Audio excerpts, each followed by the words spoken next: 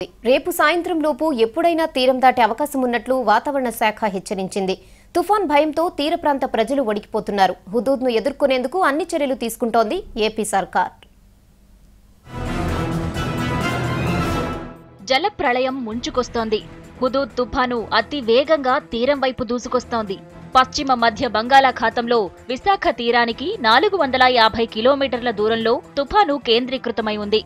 తుఫాను ఎక్కడ తీరం దాటనుందో రేపు మధ్యాహ్నానికి క్లారిటీ వచ్చే అవకాశం ఉందని వాతావరణ శాఖ చెబుతోంది. తుఫాను దిశను ఎప్పటికప్పుడు పరిశీలిస్తోంది. రేపు సాయంత్రానికి విశాఖ సమీపంలో తీరం దాటే అవకాశమున్నట్లు వాతావరణ శాఖ అంచనా వేస్తోంది. గంటకు 180 కిలోమీటర్ల స్పీడ్తో తుఫాను తీరం దాటనుంది. దీంతో అలలు ఎగిసిపడతాయని, 130 నుంచి 160 కిలోమీటర్ల వేగంతో ఈదురుగాలులు వీస్తాయని తెలిపింది.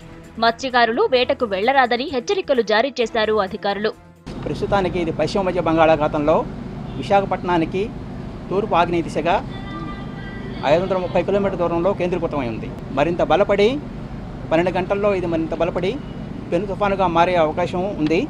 ఈ విధంగా పయనిస్తూ పశ్చిమ వాయువ్య దిశగా పయనిస్తూ 12వ తారీఖు ఉదయానికి అంటే ఎల్లుండి ఉదయానికి విశాఖపట్నం పరిసర ప్రాంతాల్లో ఇది తీరాన్ని తాకే అవకాశం ఉంది. విశాఖపట్నము, ఈస్ట్ గోదావరి, విజయనగరము, శ్రీకాకుళము జిల్లాల్లో భారీ నుంచి అతి భారీ వర్షాలు చాలా చోట్ల పడతాయి.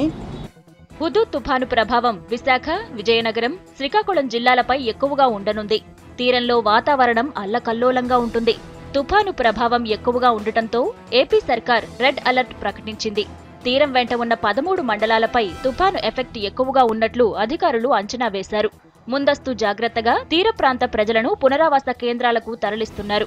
తీర ప్రాంత ప్రజలు సురక్షిత ప్రాంతాలకు తరలి వెళ్లాలని సూచించారు. అన్ని జిల్లాల్లో కంట్రోల్ రూమ్లను ఏర్పాటు చేశారు. ప్రధాన పోర్ట్లలో ప్రమాద హెచ్చరికలు జారీ చేశారు. రేపు అన్ని ప్రభుత్వ, ప్రైవేటు పాఠశాలలకు సెలవు ప్రకటించింది ఏపీ ప్రభుత్వం. అధికారులకు సెలవులు క్యాన్సిల్ చేసింది. హుదూద్ తుఫాను దృష్టిలో పెట్టుకుని దక్షిణ మధ్య రైల్వే పలు రైళ్లను రద్దు చేసింది. కొన్నింటిని దారి మళ్లించింది.